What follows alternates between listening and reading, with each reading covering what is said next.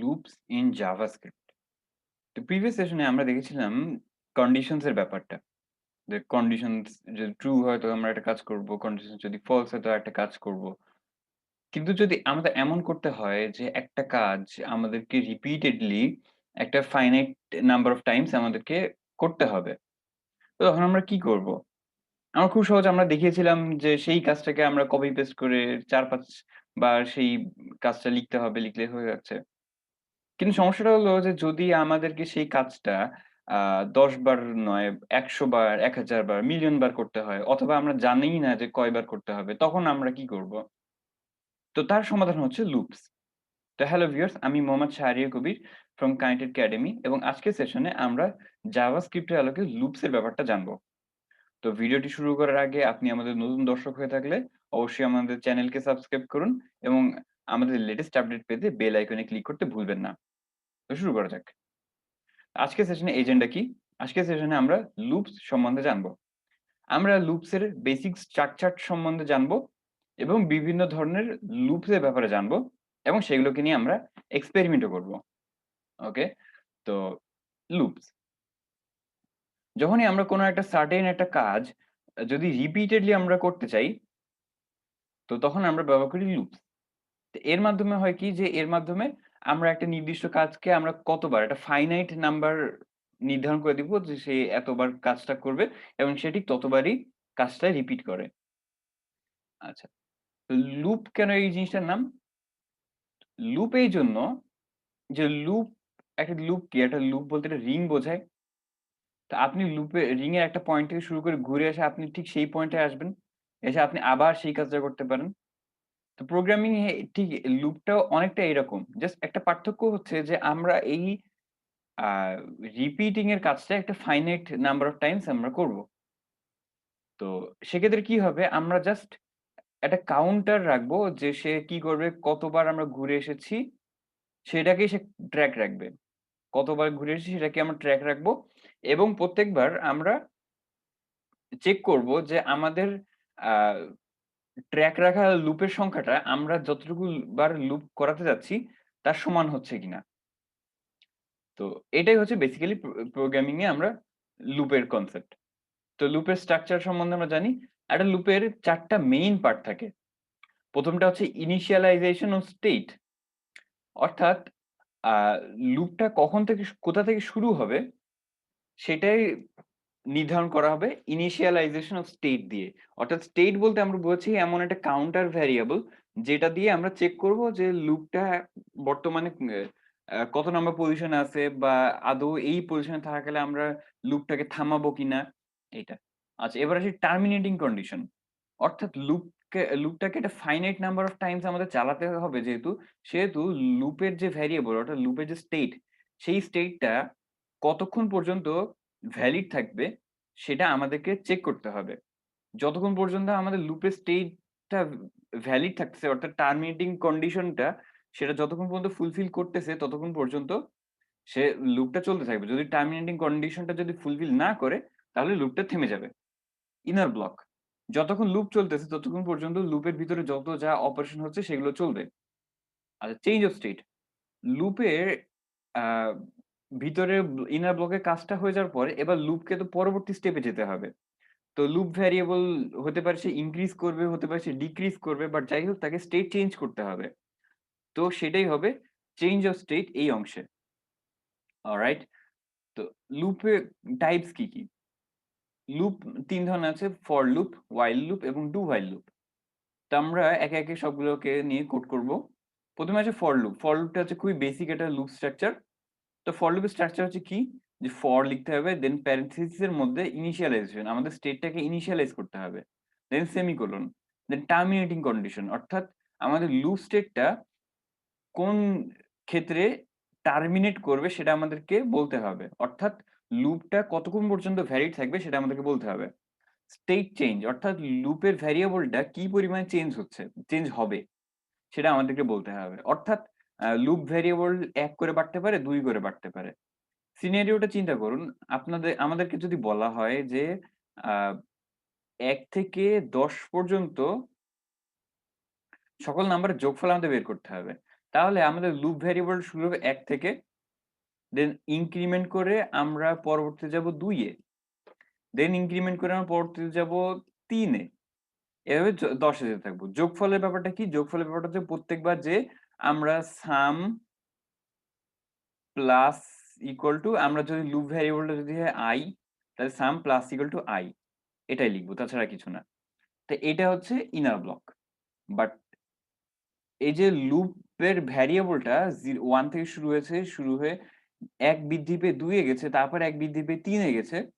তো এটাই হচ্ছে বেসিক্যালি আ লুপের স্টেট চেঞ্জ। লুপ ভ্যারিয়েবলের স্টেট চেঞ্জ হচ্ছে। তো আমরা এটা কি করব? আমরা এখন ভিজুয়াল স্টুডিও কোড ওপেন করে এটা আমরা এক্সপেরিমেন্ট করে দেখব। তো সেটাই আমরা করি। অলরাইট, তো আমরা ভিজুয়াল স্টুডিও কোডটা ওপেন করেছি। এবার আমরা লুপের কাজটা শুরু করি। তো ১ম এ আমরা ফর লুপ লিখব। আমরা কি করব? আমরা আ ১ থেকে ১০ পর্যন্ত সকল নাম্বার প্রিন্ট করব। তা আমরা এখন আ কনসোলে দেখব এই আউটপুটটা। তাই আমরা লিখব ইন্সপেক্ট এ যেয়ে আমরা কনসোলে যাব। কনসোলে ক্লিক করলাম। ওকে। তো এবার এখানে আমরা লুপের কাজটা করব। তাই আমরা লিখব for let n equal to 0, n less than 5, n আচ্ছা 1 থেকে শুরু করে 10 পর্যন্ত। less than equal to 10, n plus plus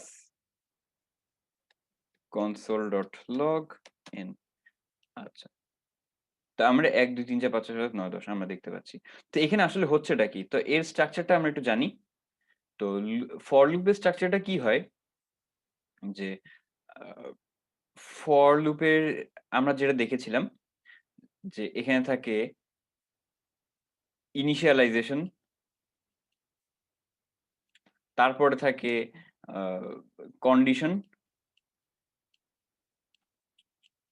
তারপরে থাকে চেঞ্জ, তাই না? আমরা তো স্লাইডে এটাই দেখেছিলাম। তো আমরা স্লাইডটাই ওপেন করি। তো স্লাইডে আমরা এটা দেখছিলাম যে ফর লুপের স্ট্রাকচারটা। তো আসলে ফর লুপের স্ট্রাকচারটা কাজ করে কিভাবে?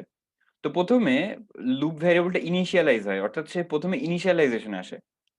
দেন ইনিশিয়ালাইজড ভ্যারিয়েবলটা সে চেক করে টার্মিনেটিং কন্ডিশন এর সাথে, যে টার্মিনেটিং কন্ডিশনটা এটি ফুলফিল করতেছে কিনা। অর্থাৎ ইনিশিয়ালাইজেশন সেটা ভ্যালিড কিনা। যদি ভ্যালিড হয় তো তখন সে ইনার ব্লকে প্রবেশ করে। ইনার ব্লক এর কাজটা শেষ হয়ে গেলে সে আবার কি করবে? স্টেট চেঞ্জ করবে। স্টেট চেঞ্জ করার পরে সে আবার টার্মিনেটিং কন্ডিশন দিয়ে চেক করবে। দেন আবার ভিতরে যাবে, দেন এভাবে চলতে থাকবে। জাস্ট ইনিশিয়ালাইজেশন পার্টটা একবারই হয়। দেন টার্মিনেটিং কন্ডিশনটা এবং স্টেট চেঞ্জটা এটাই হচ্ছে লুপের মধ্যে চলতে থাকে। তো এটা হচ্ছে ফর লুপের স্ট্রাকচার। তো আমরা কি করব? আমরা ভিএস কোডে ফিরে যাই আবার।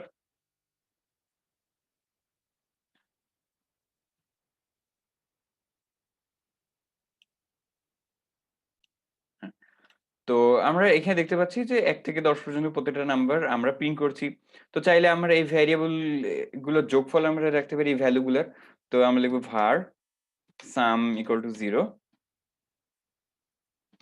sum plus equal to n, এবং আমরা লিখব console.log sum। আচ্ছা, এই প্লাস ইকুয়াল টু এটা তো আমরা বলেছিলাম যে প্রিভিয়াস লেকচারে এটা হচ্ছে যে ইনক্রিমেন্ট করানোর জন্য। তাই আমরা যদি সেভ করি তাহলে আমরা দেখতে পাচ্ছি ৫৫ এসেছে। ওকে। এবার এটাকে আরেকটু মিক্সড আপ করি। তো আমরা যদি চাই যে ০ থেকে ১ থেকে ১০ পর্যন্ত প্রত্যেকটা জোড় সংখ্যার যোগফল আমাদের লাগবে। তো আমরা জানি কি একটা নাম্বার জোড় হয় তখনই যখন সেই নাম্বারটাকে ২ দিয়ে ভাগ করলে ভাগশেষ থাকে 0। অর্থাৎ আমরা লিখব if a n modulo ২ is equal to 0, sum plus equal to n, এবং আমরা যদি রান করি তাহলে ৩০ আসছে।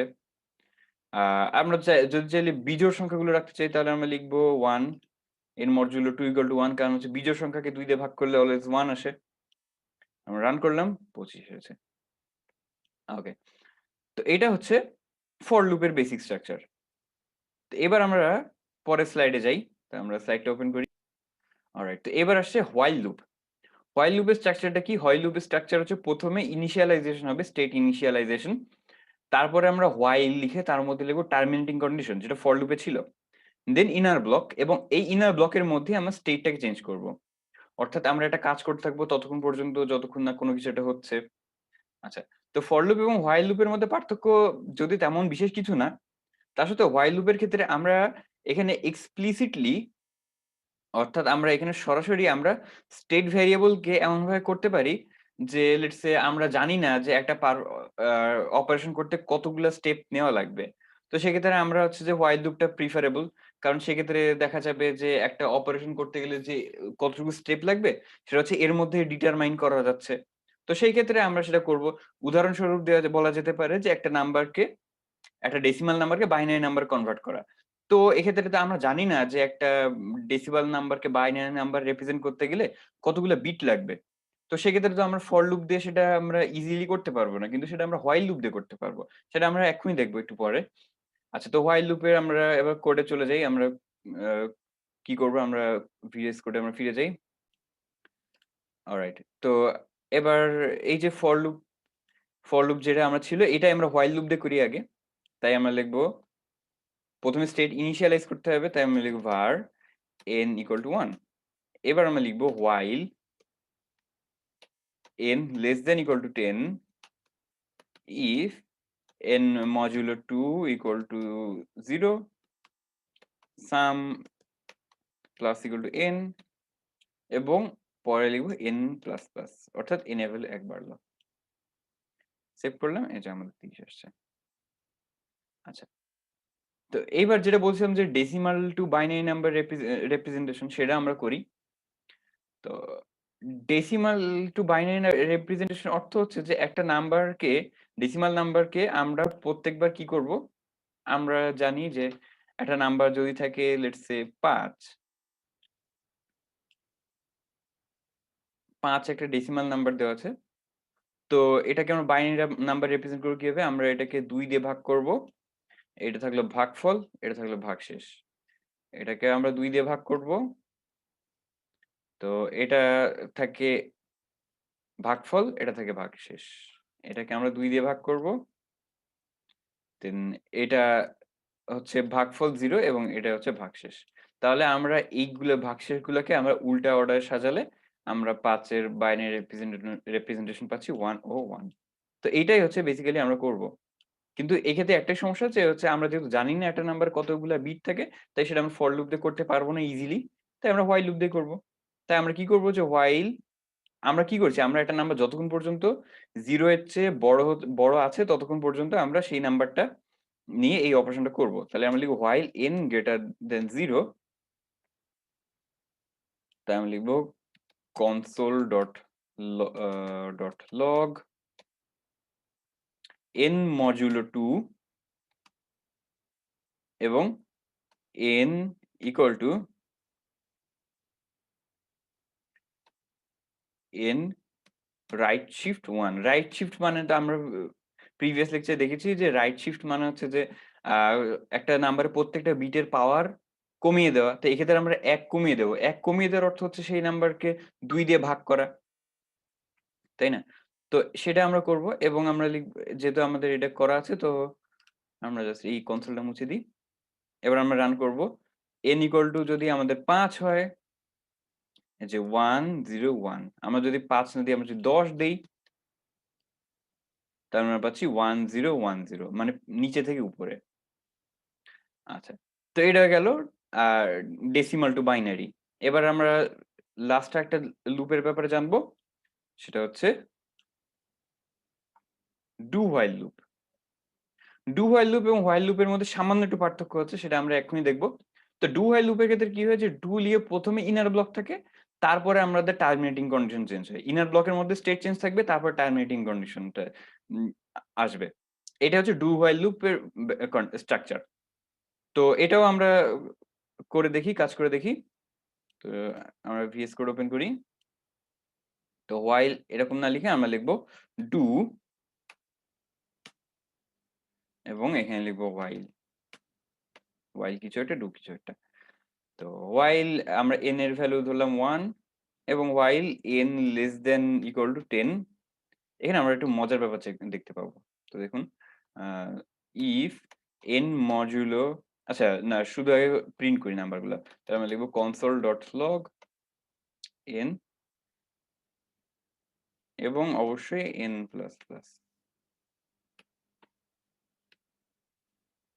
সেভ করলাম। ১ থেকে ১০ পর্যন্ত গেল। আচ্ছা। তো এটা তো গেল আমাদের। এবার আমরা যেটা করব, আচ্ছা কনসোলে না লিখে আমরা ডকুমেন্টে লিখি। Document dot right in. তো এই তো আসলো। আমরা একটু স্পেস দিই। ডকুমেন্ট ডট রাইট স্পেস, এটা স্পেস দিয়ে আসলো। আচ্ছা, তো এবার আমরা যেটা চাচ্ছি যে ধরুন n এর ভ্যালু যদি ১২ হয় তাহলে কি আমাদের লুপটা চলা উচিত? কারণ আমরা ১২ থেকে ১০ পর্যন্ত কোন নাম্বার তো আমরা হিসাবে আনতে পারব না। That doesn't make sense. কিন্তু দেখুন এক্ষেত্রে কাজ হবে ১২। কারণ কি? কারণ হচ্ছে যে ১ম এ সে ইনার ব্লকটা এক্সিকিউট করবে, তারপরে সে টার্মিনেটিং কন্ডিশনটা চেক করবে। এইজন্য। হোয়াইল লুপের ক্ষেত্রে কি হতো? ১ম এ টার্মিনেটিং কন্ডিশনটা চেক হতো, দেন ইনার ব্লকে যেত। তাই আমরা যদি এটাকে হোয়াইল লুপের মধ্যে লিখি, তাহলে দেখবেন যে কোন আউটপুট আসছে না। সিমিলারলি এটাও ফর লুপের ক্ষেত্রেও সত্য। আমরা যদি লিখি ফর, এটা আমরা রাখতেছি না, for let n equal to 0, n less than sorry, n equal to 12, n less than equal to 10, n plus plus, তাহলে আমাদের কোনো আউটপুটই আসছে না। তো এইটাই হচ্ছে লুপের বেসিক স্ট্রাকচার। আচ্ছা, এবার এখানে আমরা আরেকটা জিনিস এড করব।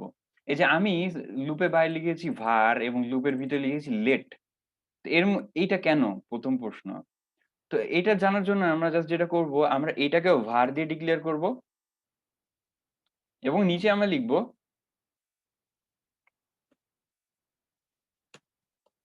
console.log n।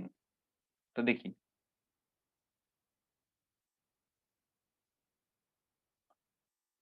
তো এখানে আমরা দেখতে পাচ্ছি যে n এর ভ্যালু এখানে why is it showing 12? হ্যাঁ, হ্যাঁ। তো এখানে আমরা দেখতে পাচ্ছি n এর ভ্যালু এখানে ১২ দেখাচ্ছে। আমরা কি করব? আমরা একটু রিস্টার্ট করি। 0, 2, 3, 4, why is it that? Just a second. Oh my bad. আসলে আমি যেটা করেছিলাম যে লুপের ভিতরে আমি এই n++ টা লিখে দিয়েছিলাম। এর ফলে কি হচ্ছিল যে লুপের ভিতরে প্রবেশ করে এইটা এক্সিকিউট হওয়ার পরেও আমাদের স্টেটটা এইখানেও চেঞ্জ হচ্ছিল, দেন এখানেও চেঞ্জ হচ্ছিল। ২ জায়গায় চেঞ্জ হওয়ার কারণে n এর ভ্যালু ২ বেড়ে গেছে। দ্যাটস ওয়াই এখানে 0, 2, 4, 6 এরকম এসছে। এরকম এসেছে। তো এটা আমরা করব না। তো আমরা এই n++ টা বাদ দিয়ে দিই। আচ্ছা, তো দেখুন আমাদের n এর ভ্যালু যখন ১১ তখন এই লুপটার ভ্যালিড না বিধায় লুপটা এখানে থেমে গেছে। আচ্ছা। তো সেটাই আমরা লুপের বাইরে দেখতে পাচ্ছি। লুপের বাইরে যে ভ্যারিয়েবলটাকে আমরা দেখতে পাচ্ছি। কিন্তু যদি আমরা var না দিয়ে যদি আমরা let লিখতাম, তাহলে আমরা এরর পেতাম যে error n is not defined, এবং এই যে কোন জায়গায় এরর হচ্ছে, এই যে লাইন 58 এ। লাইন 58 বলতে ঠিক এর লাইন 58 না। এখানে আরো জাভাস্ক্রিপ্ট এড করেছে ক্রোম নিজেই VS কোডের কারণে। বাট মোদ্দা কথা হচ্ছে console log n বলতে এই লাইনটা বোঝাচ্ছে, এই লাইনেই হচ্ছে এররটা হচ্ছে। কারণ কি এই n টাকে এখন আর চিনতেছে না। n টাকে আনডিফাইন্ড মনে করতেছে। কারণ কি? এটা আমরা এখন জানি। আ var এবং let এর মধ্যে পার্থক্য হচ্ছে var টাইপের ভ্যারিয়েবলকে পুরো একটা স্ক্রিপ্টের মধ্যে সর্বত্র সেই ভ্যারিয়েবলটাকে অ্যাক্সেস করা যায়। কিন্তু let টাইপের ভ্যারিয়েবলকে শুধুমাত্র ওই ব্লকের মধ্যেই অ্যাক্সেস করা যায়। let দিয়ে যখন আমরা ডিক্লেয়ার করছি তখন এই n টাকে আমরা এই লুপের মধ্যেই অ্যাক্সেস করতে পারবো। লুপের বাইরে আমরা অ্যাক্সেস করতে পারব না। Similar for while loop and any other loops. Alright. তো আমরা দেখলাম আসলে যে আ আমরা ১ থেকে ১০ পর্যন্ত যতগুলো জোড় সংখ্যা আছে সেগুলো আমরা হিসাব করতেছি ফর লুপ দিয়ে। আমরা সেটা আবার লিখি যে if n modulo 2 equal to 0, a sum plus equal to 1, তো sum plus equal to n, sorry. এবং console.log না লিখে আমরা লিখলাম document.write sum। তো আমরা ৩০ পেলাম। ওকে। তো এইবার আমাদের প্রশ্ন হচ্ছে যে ১ থেকে ১০, 0 থেকে 10 পর্যন্ত না। আমরা চাচ্ছি 0 থেকে 20 পর্যন্ত। তাহলে আমরা আবার লুপটা লিখব। তখন আমাদের আবার সাম এর ভ্যালুটা ডিক্লেয়ার করা লাগবে সাম ইকুয়াল টু 0। আমরা এটা এখানে আবার লিখি। এই যে ৩০ ছিল তারপরে আবার ১১০ আসছে। সাম এখানে না লিখে আমরা কনসোলেই লিখি তাহলেই ভালো হয়।